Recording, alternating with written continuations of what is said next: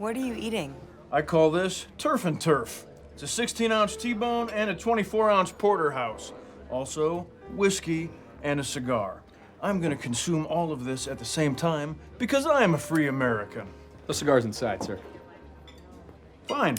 Hey, what's up guys? Welcome back to Binging with Babish, where this week we are belatedly celebrating 6 million subscribers with the Turf and Turf from Parks and Rec. But that's not all we're celebrating, because I've partnered again with Omaze to give you the chance to win a trip with me to New Zealand for the ultimate Lord of the Rings experience. Head to omaze.com/babish or click the link in the video description below, where a donation of $10 will enter you for a chance to win this trip. The donations will be supporting Action Against Hunger, which will hopefully make up for the sins that I'm about to commit, because today we are indulging in a 16-ounce Tbone and a 24-ounce porterhouse, which, if I'm being completely honest, I thought was the same thing. Turns out, not so. Over here on my right, your left, we have a Tbone, which has the characteristic New York strip just to my left, your right of the T-shaped bone. But just to my right, your left of the bone, a nearly non-existent filet mignon, because T-bone steaks are cut closer to the front of the cow, unlike the porterhouse, which is cut towards the center or rear of the cow, where the tenderloin is much larger. But if you go too far back, you're going to start getting a piece of top sirloin jutting its ass into your New York strip, bearing with it a piece of inedible sinew. It's much tougher than the New York strip, and you end up paying more for less. So ask your butcher to give you a center-cut porterhouse, which is going to give you the most beefy bang for your buck. So today I'm going to be cooking up the guy on my left, your right. But enough talking about and stroking beef with our fingers, let's cook some. First things first, we need to do as J. Kenji Lopez alt commands and salt and rest our beef. So onto a wire rack set in a rim baking sheet they go, and covered with a generous sprinkling of kosher salt they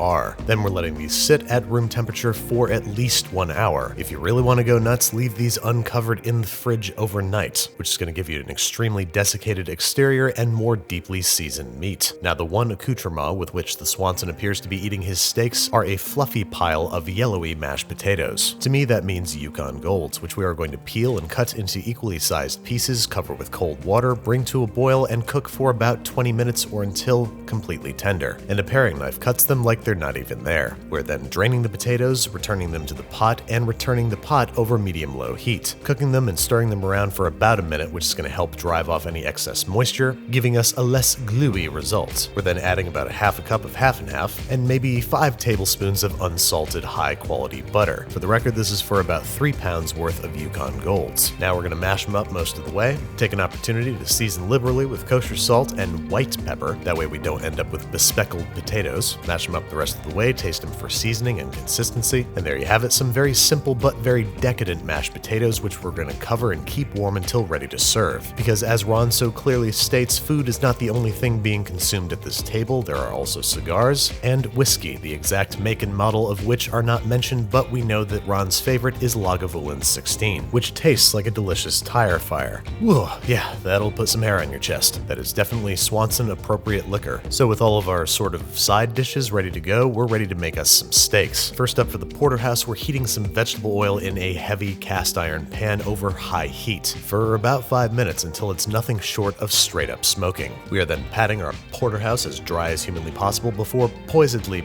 plunking it into our cast iron pan, blasting it in the face with all the heat that our stove can muster for about 2 minutes, until a deep, dark brown, robust crust has formed on the first side. We're then giving this guy a flip and repeating the process on the opposite side. Then I wanted to try preparing this in the style of bistecca alla fiorentina. First, I'm going to give the fat cap a little loving before killing the heat and standing the steak upright upon its Tbone. The bone is going to protect the steaks from the heat of the pan and prevent them from cooking unevenly as we place them into a 450-degree Fahrenheit oven. We want to reach an internal temp at the thickest point of about 120 degrees Fahrenheit, just enough time to deal with our Tbone. This time I am smoking out a carbon steel pan, which doesn't retain heat as well as cast iron, but it heats up much more quickly, which makes it perfect for a thinner steak like this that we're just going to sear and butter baste. Same procedure as before, just hit it over ripping high heat before flipping. Don't get too discouraged if you don't have a very even crust. We're going to fix that in post, so to speak. First, into the pan go a few cloves of crushed garlic and a couple sprigs of fresh rosemary and thyme, and then just a whole lot of high quality unsalted butter. I'm going with about 5 tablespoons. stones. Once the butter is melted, which should happen very quickly, we're tipping the pan towards the garlic and the herbs and basting the steak. Here it is from another angle for illustrative purposes. And this is not only going to even out the color, it is going to deeply flavor our steak as it finishes cooking. Once the thickest part of the steak registers about $125 Fahrenheit, we're removing it onto a warm plate and bathing it one last time in all that herby, garlicky brown butter. An indisputably erotic sentence. Meanwhile, our vertically cooking porterhouse is coming out of the oven because it's reached 120 degrees Fahrenheit internal. Yes, I cheated and used a thermometer. This steak costed like $100. And now, as I have so emphatically repeated over the years, we need to let these guys rest for at least 10 minutes before digging in. The T-bone I'm going to serve whole, but the porterhouse I'm going to carve up steakhouse style. That is, removing the strip and the filet mignon from the bone, slicing and plating up in their original orientation. Peter Luger does a really batshit method where they slightly undercook the steak, slice it, plate it up like this, and then throw the plate under a broiler. But I'm not trying to be too experimental today, so let's save that for another episode. And there you have it, ladies and gentlemen, about $150 worth of prime dry-aged beef, singing a delicate, distinctly American duet known as the Turf and Turf. All there is left to do is smoke 'em if you got 'em.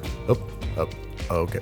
Alright, I'm being informed by my attorney that that's not a very good idea, so I guess we'll save that for after dinner. You won't hear me complaining because it's time to dig into these perfectly cooked steaks. And all I can tell you guys about a prime steak swimming in herby brown butter is, who needs drugs? This is what meat drunk feels like. I could feel every red blood cell coursing through my veins. The porterhouse was excellent on its own, so excellent in fact that I forgot entirely that I hadn't seasoned it with freshly ground pepper, or big crunchy flakes of Malden salt, or a generous drizzle of high quality olive oil, all things that I recommend that you do if you try this. And something I discovered is I am not Ron Swanson, I can't finish this alone. So here's my best friend, attorney, and business partner, Sawyer, looks like he was anticipating this, to help me ensure that not a single bite of this feast goes to waste. Also to make sure that I live long enough to keep making this show. Because this was, in the end, a celebratory meal. The channel recently hit 6 million subscribers, it hit 1 billion views, I just bought a house, and it is 100% thanks to you guys. I'm so excited to show you the new kitchen, premiere some all-new content on the channel, and make the absolute most of the ridiculous and beautiful opportunities that you've given me. Thank you guys so much for watching, and thank you for helping me reach 6 million subscribers. And a big thank you to Omaze for helping me offset some of the horrendous gluttony in this episode with an amazing New Zealand Lord of the Rings experience for a good cause. Not only will we explore New Zealand together, but you will help me cook a second breakfast in the Shire. We'll also tour Hobbiton and have an evening feast in Mata Mata. We'll tour the Weta workshop where the sets, costumes, armor, and creatures of Lord of the Rings were created. We'll also go to Tongariro National Park where all the Mordor scenes were filmed in the movies. It'll be 7 days and 6 nights full of Lord of the Rings lore. Head on over to omaze.com/babish or click the link in the video description below, where a donation of $10 will enter you for a chance to win this trip. Every donation supports Action Against Hunger and their mission to end world hunger. One more time, that's omaze.com/babish, and I will see you in Middle Earth.